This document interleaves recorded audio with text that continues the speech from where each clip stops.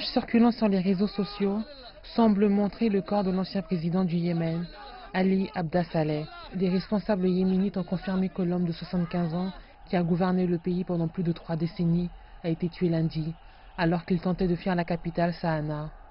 Les combattants houthis ont également attaqué et saccagé sa maison. Et avec la fumée qui se dégageait encore du véhicule, ils ont commencé à célébrer leur victoire en criant « Dieu soit loué ».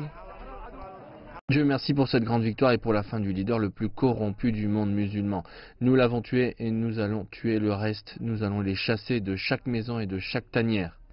À peine quelques jours plus tôt, Saleh avait rompu son alliance avec les Houthis, proposant de négocier avec Riyad si la coalition menée par l'Arabie Saoudite levait son blocus dans le nord du Yémen. Les Houthis avaient alors dénoncé sa grande trahison.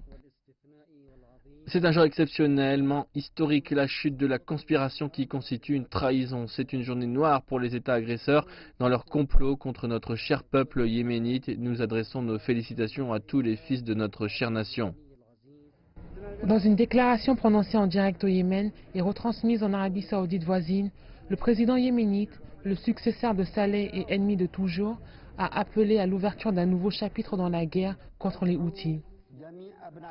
J'appelle l'ensemble du peuple de notre nation yéménite de toutes les provinces qui sont toujours sous le contrôle de ces bandes de terroristes criminels à se lever, à leur résister, à renoncer à eux.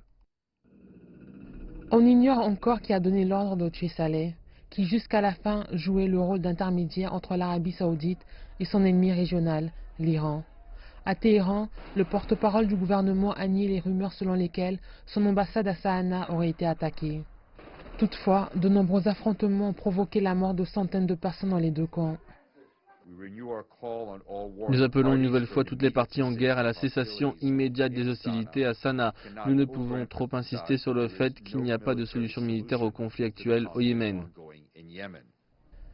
Les États-Unis font également partie du conflit. Ils vendent des armes aux Saoudiens et fournissent des renseignements pour leurs frappes aériennes. La grande question maintenant est de savoir si quelqu'un prendra le rôle de Saleh.